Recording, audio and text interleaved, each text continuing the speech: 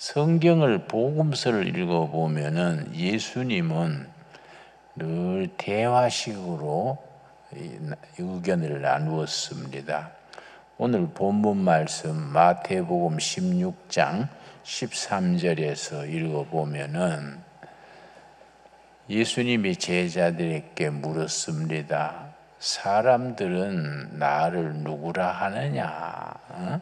그랬더니 예수님의 제자들이 세례 요한이 다시 살아왔다고 합니다. 더러는 엘리야가 다시 왔다 합니다. 또 더러는 예레미야의 대를 잇는 선지자라 합니다. 각자 한마디씩 하는 거예요. 그때 예수님께서 15절에 묻습니다. 마태복음 16장 15절에 그러면 너희는 나를 누구라 하느냐? 그랬더니 성질 급한 베드로가 썩 나서지요. 베드로가 대답하기를 주는 그리스도시요. 그리스도는 메시아. 살아계신 하나님의 아들이로소이다. 베드로의 마태복음 16장 16절의 그 고백이 기독교가 가지는 핵심이지요. 너희는 나를 누구라 하느냐? 예수님이 물으시니까 제자들이 주는 그리스도시요 메시아시요 살아계신 하나님의 아들입니다. 그러니까 예수님께서 그 대답을 기특하게 여기셔서 내가 그 신앙 고백 위에 교회를 세우겠다. 그 교회가 서 있는 터전이 예수에 대한 고백이죠. 신앙 고백이 교회의 기초지요. 내가 네가 말하는 주는 메시아 그리스도시요 살아계신 하나님의 아들이로소이다. 그 위에 교회를 세우겠다. 예수님의 말씀이지요. 그러니까 우리 신앙생활의 기초, 교회의 기초는 베드로의 마태복음 16장 17절의 신앙 고백입니다. 너희는 나를 누구라 하느냐? 예수님이 물으시니까 베드로가 주는 메시아 그리스도시요 살아계신 하나님의 아들이로소이다. 그 대화지요. 그리고 요한복음 3장에서는 예수님이 당대 요즘 말하면 국회의원격이지요. 니고데모하고 대화를 했습니다. 그러니까 니고데모가 밤에 예수님을 찾아와서 묻습니다. 선생님은 선하신 분이십니다. 그러니까 예수님이 답하시기를 사람이 거듭나지 않으면 하나님 나라에 들어갈 수 없다. 그러니까 그 니고데모가 묻습니다. 사람이 어떻게 거듭납니까? 나이 장성해서 어머니 태에 다시 들어갔다 나옵니까? 그러니까 예수님이 또 대화를 이어가시는 거지요. 너는 유대인의 지도자가 돼서 그것도 모르느냐? 응? 바람이 어디서 와서 어디로 가는지 모르듯이 영으로 다시 태어나서 성령으로 다시 태어나서 땅의 자녀에서 하늘의 자녀로 하나님의 자녀로 거듭나는 것이다. 그렇게 대화가 이어집니다. 예수님의 그 말씀 중에 가장 유명한 대화는 요한복음 14장 우물가 여인과의 대화입니다. 수가성 우물가의 여인. 예수님이 사마리아 땅을 거쳐가다가 목이 마르니까 우물가에 앉았다가 마침 물길로 온 여인한테 물 한 잔 주시오. 그러니까 그 여인이 말씀드린 것처럼 이름도 남기지 않았던 사마리아 우물가의 여인이 당신은 유대 사람으로서 사마리아 여자인 나한테 물 달라 하십니까? 이래서 대화가 시작되는 거예요. 그래서 나중에 길지 않는 대화 속에서 그 대화가 점점 본질로 들어가는 겁니다. 인간 살아가는 삶의 의미, 왜 살아야 되느냐, 무엇을 하고 살아야 되느냐. 그 사마리아 여인과 예수님과의 대화는 상담 심리학에서 교과서로서는 중요한 내용입니다. 그 대화 속에서 여인이 자기의 잃어버린 자기를 깨닫는 거예요. 아주 남편 5을 거치면서 완전히 망가졌던 여인인데 예수님이 대화 속에서 그 여인의 본래 자기, 병들고 타락하고 더럽혀진 자기 밑에 숨어 있는 본래 자기를 찾게 하는 거예요. 예수님과 대화 끝에 자기를 발견하고 기뻐 뛰고 선생님이 메시아시군요. 그러고 동네에 뛰어가가지고 동네 사람들한테 동네 사람들요 모이시오. 내가 메시아를 만났습니다. 메시아 그리스도 메시아를 만났습니다. 그러니까 동네 사람들이 평소에 타락한 여인이라고 상대도 안 하다가 막 대낮에 막 나보세요. 메시아를 만났습니다. 그러니까 나와서 예수님을 만나보고 믿게 된 거예요. 그래서 동네 사람들이 저 여인이 말해서가 아니라 우리가 당신을 만나보니 정말 메시아 그리스도입니다. 그래서 크리스찬이 된 거예요. 그 위대한 이야기입니다. 그래서 유대인 교육을 하브루타 교육이라고 그러는데 하브루타 교육이 다른 거 아니에요. 말씀 중심의 교육이고 대화요, 대화. 그래서 지금 또 유대인 교실에 가면은 수업 시간에 짝을 지어가지고 대화를 시킵니다. 둘씩 또 세 명씩 짝을 지어가지고 선생님이 대화의 주제를 칠판에 적어주면은 교실에서 짝을 지어서 대화하는 거예요. 그게 하브루타 교육이요. 그러니까 수업 시간에 막 와글와글 하는 거예요. 막 셋씩 둘씩 짝을 지어가지고 주제를 가지고 기다 아니다 반대하고 질문하고 그게 유대인 교육의 기본이라는 겁니다. 예를 들어서 유대인 가정에서 대화를 어떻게 이용하느냐 하면은 출애굽기 6장 한번 찾아보겠습니다. 출애굽기 6장 5절 말씀. 유월절 행사를 어떻게 지내느냐 하면은 유월절 1년에 한 번씩 오는 유월절을 절기를 지낼 때에 가정 중심으로 예배를 드리는데 완전히 대화 예배지요. 출애굽기 6장 5절 말씀. 이제 애굽 사람이 종으로 삼은 이스라엘 자손의 신음소리를 듣고 이스라엘 백성들이 애굽의 종살이를 무려 430년 엄청난 세월이지요. 그 신음소리를 듣고 나의 언약을 기억하노라. 이제 유월절 잔치를 저녁에 식사할 때에 이제 누룩 넣지 않는 떡을 준비합니다. 그러고 유월절 양을 잡아서 양고기 요리를 하고 식구가 5명이면은 포도주 잔을 한 사람 5개씩, 그러니까 5명이면은 포도주 잔이 25개지요. 한 사람 앞에 포도주 잔을 5개씩 준비해서 어른들은 포도주를 많이 붓겠지요. 어린아이들은 뭐 조금씩 부어가지고 예배를 드리는데 그 이제 누룩 넣지 않는 떡을 먹습니다. 그걸 무교병 그래요. 무교병. 없을 무자 누룩 교자. 누룩 넣지 않는 병은 떡병입니다. 그러니까 성경 번역을 고쳐야 돼요. 우리는 뭐 무과병 하면 알지만은 청년들은 무교병 그러면 맥주병 생각하고 사이다병 생각하기 쉽지요. 떡병자요. 누룩을 넣지 않는 떡을 그날 주식으로 하는 겁니다.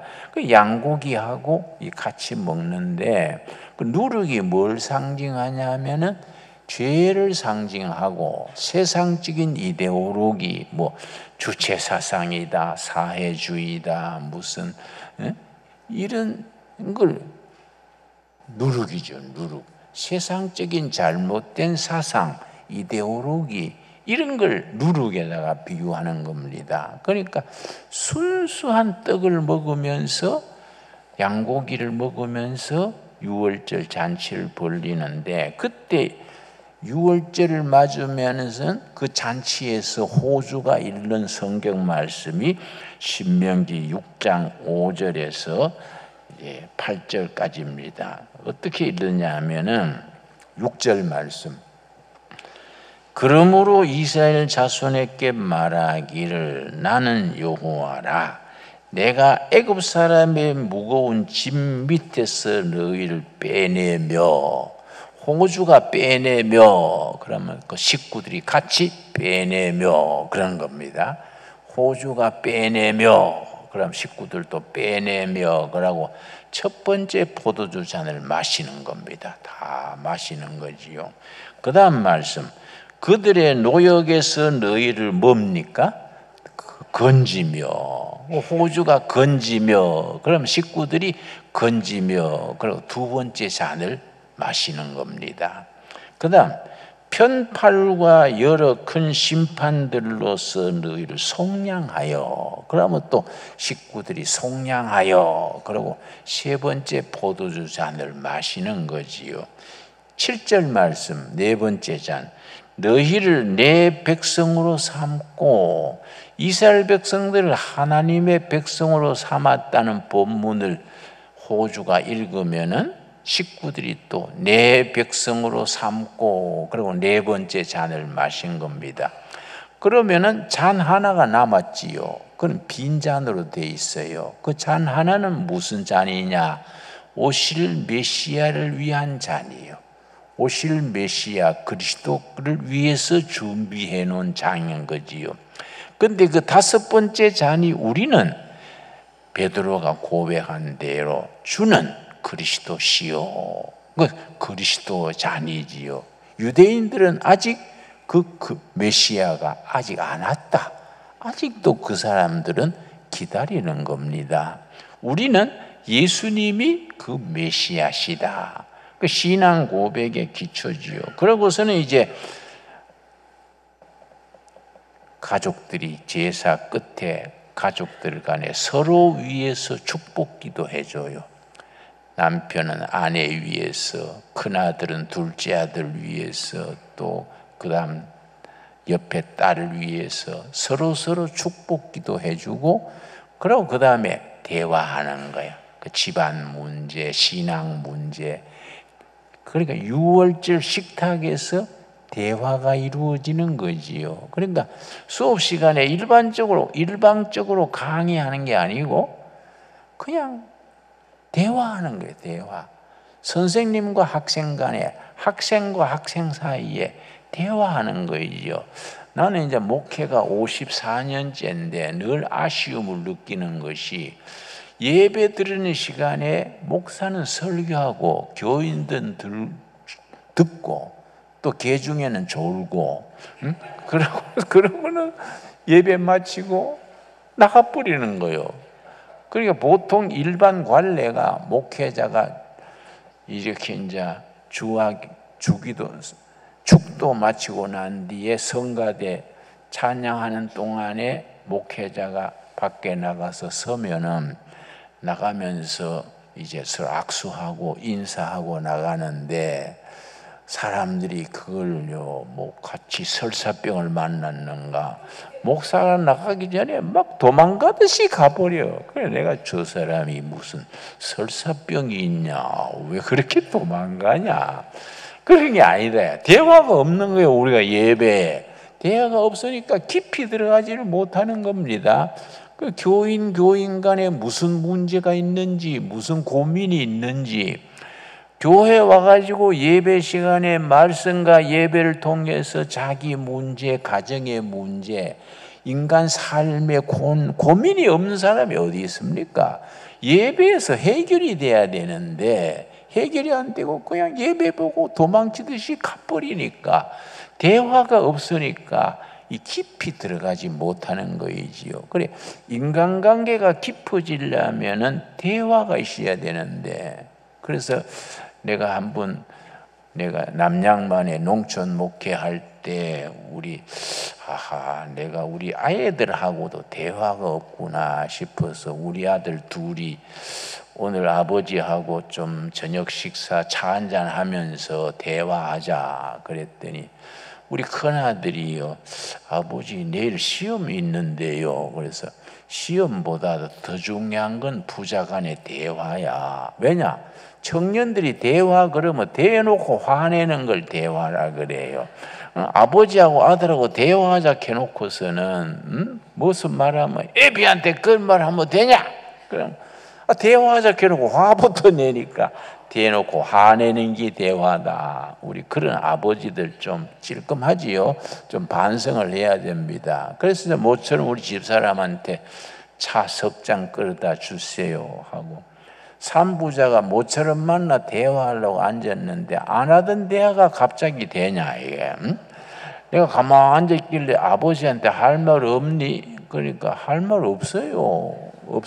그래서 내가 짜증이 나서 가서 공부해라 하고 보내버려서, 이러니까 이게 안 되는 거예요. 이러니까 부자 관계에 배가, 그러니까 아버지 아들 사이에 대화가 깊어지는 가정은 자녀들은 문제가 안 생긴다는 겁니다. 딸이 엄마한테 뭐 데이트한 얘기, 연애 편지 받은 얘기, 이런 거 소소히 얘기하는 그 딸들은 빗나가는 법이 없다는 거예요. 그 자기 문제를 엄마하고 아버지하고 이야기하면서 자기 자신이 스트레스 풀고 본질을 찾고 자기 자신에 대해서 긍지를 가지는 거이지요. 그러니까 우리가 유월절 잔치 출애굽기 6장 5절에서 7절 말씀에 유월절 잔치 식탁이 그냥 식탁이 아니에요. 성경 말씀 놓고 그렇게 공동체, 가정 공동체를 이루면서 그 다음에 서로 대화하는 거예요. 여러분, 그래서 적어도 일주일에 한 번은 가정 예배가 있어야 됩니다. 특별히 우리 교회는 저녁 예배가 없지 않습니까? 처음 저녁 예배를 안 할 때 무슨 이유를 했느냐 하면은, 그 저녁 예배 시간에 가정 예배 드리면서 가족들이 대화하는 시간이다. 집에서 가정 예배 드리면서 대화해라. 그래, 옛날에는 가정 예배 그 모범 그 예배 순서를 프린트해서 줬어요. 오늘 저녁에 이런 식으로 호주가 예배를 인도하고 자식들하고 예배 이름 본문으로 이 찬송 부르고 한 뒤에 서로 축복기도 하기 전에 기도 제목을 나누는 거예요. 아버지는 내 회사가 좀 어려워 기도해 주라. 아들은 내일 시험이 있는데 기도해 주세요. 뭐 이렇게 자기 기도 제목을 다 내는 거예요. 그러면은 서로 기도 제목을 돌아가면서 중복 기도해 주는 거이죠. 이것이 그 가정을 굉장히 건강하게 해주고 자녀들의 정신위생을 좋게 해주고. 근데 내가 이제 지난달에 어떤 자매님이 저 서울 무슨 동작동인가 어디서 날 찾아와서 자기 고민을 얘기하는데 아주 참 뭐 귀부인 태가 나는 좋은 분이에요. 대화하는 중에 집안도 좋더라고요. 그래, 무슨 기도 제목이 있습니까? 그러니까 한숨을 쉬면서 자기 아들이 고3인데 엄마를 자꾸 때리는 거예요. 엄마를 폭행하는 거예요. 그래서 자기 너무 무서워가지고 자기 아버지 퇴근할 때까지, 남편 퇴근할 때까지 밖에서 기다리다가 남편 들어올 때 같이 들어온다는 겁니다. 아들 폭행 때문에. 그래서 내가 그 아들을 이해해야 됩니다. 어려서부터 학원 보냈지요. 그러니까 학원 안 갈라 하는 걸 초등학교 때부터 보내고 했지요. 그거 잘못한 거지요. 초등학교 때는 놀아야 되지. 노는 시간에 학원 보내고 그러면 애들이 분노가 쌓이지요. 분노가 쌓이면은 가까운 사람한테 주먹을 내지르거나 분노 조절 장애가 생겨요. 우리는 공동체 마을이기 때문에 같이 이제 사는데 가끔 분노 조절을 하지 못하는 이 형제 자매들이 있습니다. 뭐 화가 나면 막 핏대를 올려가지고 별거 아닌데 막 목숨 걸듯이 소리 지르고 뭘 가구를 부수고. 왜냐? 그게요 하루 이틀에 생긴 게 아니고 남편이 맨날 시원찮게 탄다든지 자식이 속색인다든지 억압적인 분위기, 스트레스가 쌓이면은 이게 자꾸 쌓이면은 이거 조절을 못하는 거예요. 이게 폭발하는 겁니다. 폭발. 그게 이제 분노 조절 장애가 있다 그럽니다. 그걸 치료해야 돼요.